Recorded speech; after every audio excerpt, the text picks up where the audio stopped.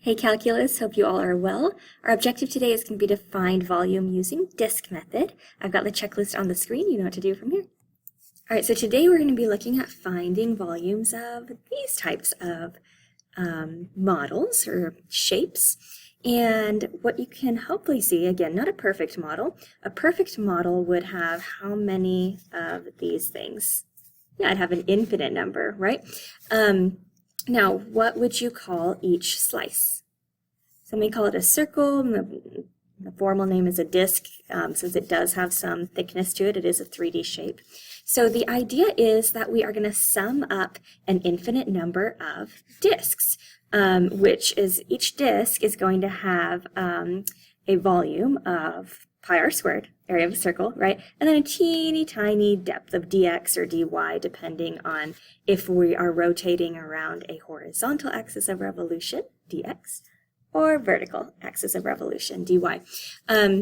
Okay, so what we see is we've got all these disks or all these circles that we're going to take an infinite sum of, right? So an infinite sum means we're going to need a what? We are going to need an integral. So we're going to integrate a whole bunch of circles or disks. The only thing is that not every circle is the same, right? So algebra is going to fail us. That means calculus is going to come into play. We're going to harness the power of infinity once again, the power of integrals. So we're going to have to sum up all these different circles or disks, right? The thing is, though, that each circle isn't just changing haphazardly, right? There is some kind of formula to each radius. That's what's changing. Each radius is different, right? So let me ask you this. What do you think the formula is for each radius? So in this case, I took the graph of y equals sine of x plus 2, so I just took our standard sine function, shifted it up 2, and then I rotated it around the x-axis, which is what I'm calling the skewer here, right? And so now I have a formula for the radius, right? The radius varies, but it doesn't vary randomly. It varies in accordance to y equals sine of x plus 2. And so if I take out a slice, then it's going to be a circle, right? So I'm just going to sum up a whole bunch of circles. And that's what I'm going to get every time I rotate, right? Because when I do this rotation, each slice is going to become a circle, okay? So if I pick out like one slice, then I could denote, like if I take out this slice, then I could denote its radius like this. So this would give me, for example, one radius, right? So let's see if we can't calculate the volume of this shape. Force a pause on your screen. Can you go ahead and give me a rough sketch of sine of x plus 2 from 0 to 2 pi and make sure that you write down that equation as well. All right, so what we're going to do is we're going to take this graph and rotate it about the x-axis. So what I'd like to do now is take this region, if you will. So we're going to go from 0 to 2 pi. So I'm going to connect here and here. And then will you shade, will you go ahead and shade that region for me?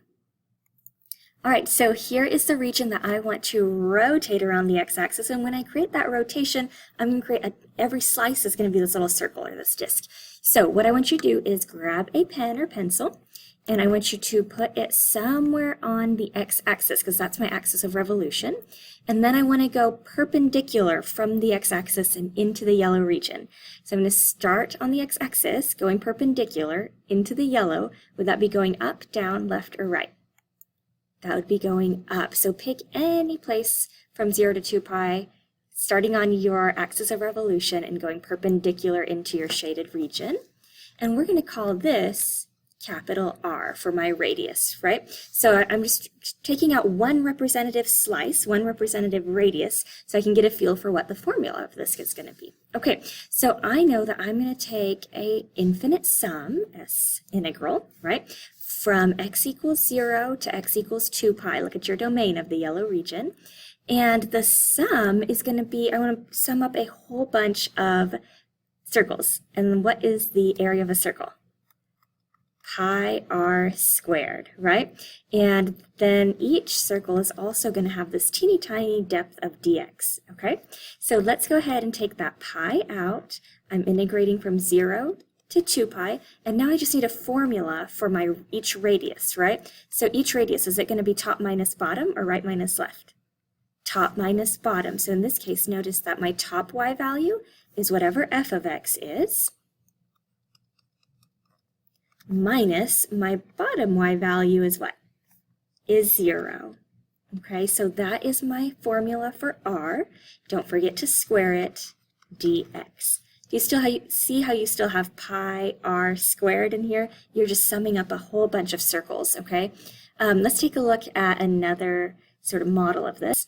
So here you can see my sine function. I'm going to fill it in with a whole bunch of disks there, and you see I get that nice vase shape. And I can kind of highlight out, you know, one particular disk there. I can see, oh yeah, every single slice I take out is going to be this nice disk, this nice circle. So let's come up with a nice formula for this. All right, so anytime I am going to rotate a region that is connected to its axis of revolution, I'm just going to end up integrating a whole bunch of circles. So I'm going to force pause on your screen. Go ahead and write what I have, and then we'll fill in the pink parts together. Okay, so if I want to find the volume of a solid that revolves a function r of x, then around a horizontal axis of revolution, then we're going to go integral from x equals a to x equals b of pi r of x squared, right? I just want to sum up all these circles. Well, let's bring out that pi. Then I would take my radius and square it, dx. Okay, very similar if you have a vertical axis of revolution. You just want to make sure that you draw your respective radius perpendicular to that vertical axis of revolution. So I'm still going to sum up a whole bunch of circles. Just make sure that your A and your B are coming from your range this time instead of your domain. I'm going to put the pi on the outside. I'm going to grab my function and square it here, dy. All right, let's try a couple more examples. All right, I'm force a pause on your screen. Can you just go ahead and copy the graph that I have, and then we're going to try to find the volume when we revolve this region about the x-axis. Okay, we're back. So we are looking at this region here, right? The graph, the region bounded by the red graph, f of x equals e to the negative x, exponential decay, right?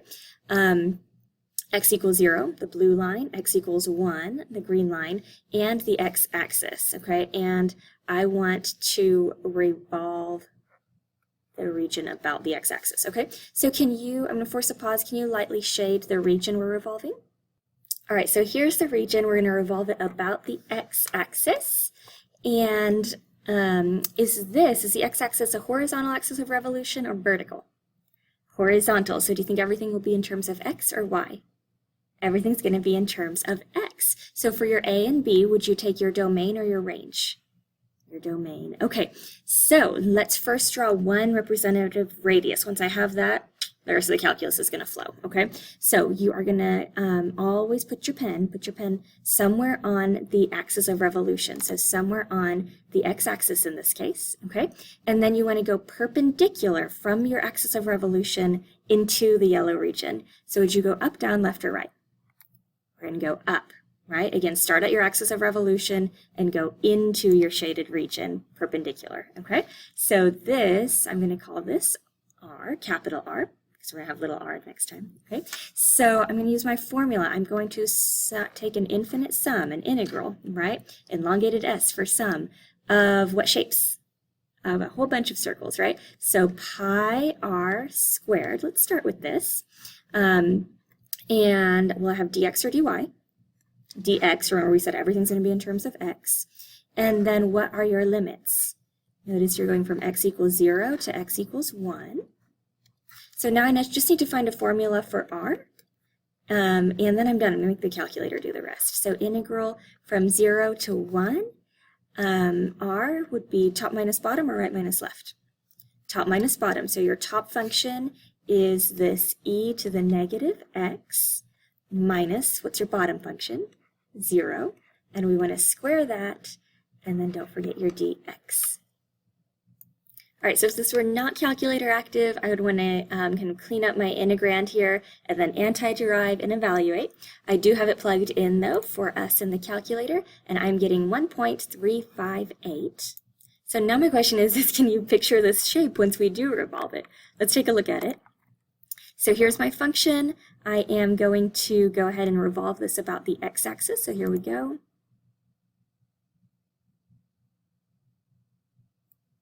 And there's our shape, kind of like a megaphone or something. It's totally fine if you cannot picture what these shapes look like at the end, because you're not asked to draw them, you're asked to find their volumes.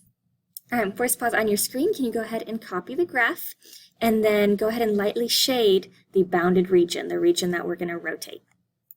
All right, so here is our shaded region. Notice that we're going to revolve this about the y-axis, so I like to do a little notation like that to remind me which axis I'm revolving about. Okay, so you always put your pen on your axis of revolution, and then you want to go perpendicular into that yellow shaded region until you hit your outer function, okay? So I'm going to start here on my y-axis, it's my axis of revolution, and then which way would I go? Up, down, left, or right? I'm going to go right, okay, until I hit that function, and this is just one representative radius for me, right? Okay, so you can tell that r is going to be top minus bottom or right minus left. This time it's going to be right minus left. So do you think we'll be in terms of x or y? Or in terms of y, because we're going to fill that region going up instead of across.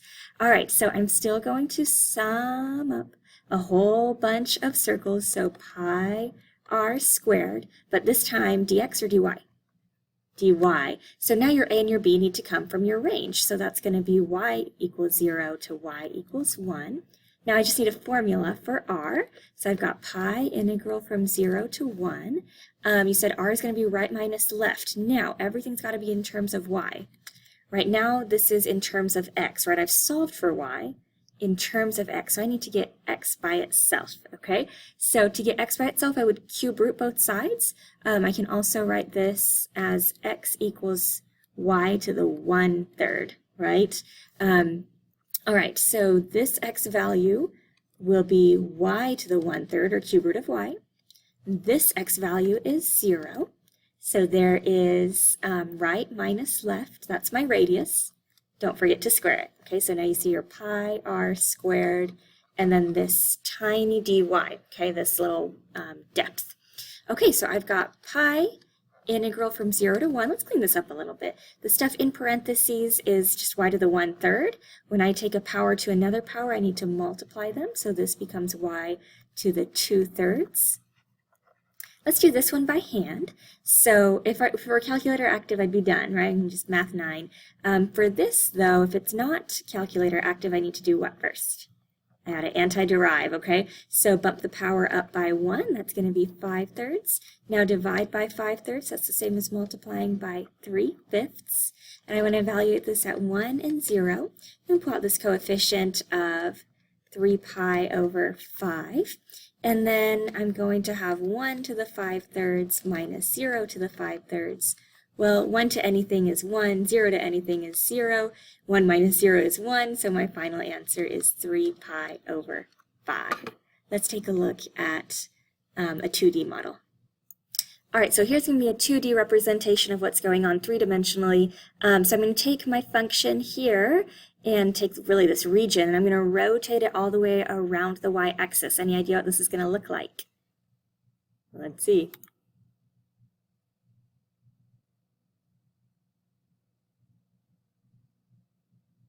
So it looks kind of like a solid bowl, if you will. Like there's no emptiness inside. It's like a bowl that's totally filled in, okay? And again, they're getting this 1.884, which is that 3 pi divided by 5 that we got as well. All right, you all, that is it for this time. I will see you all next time.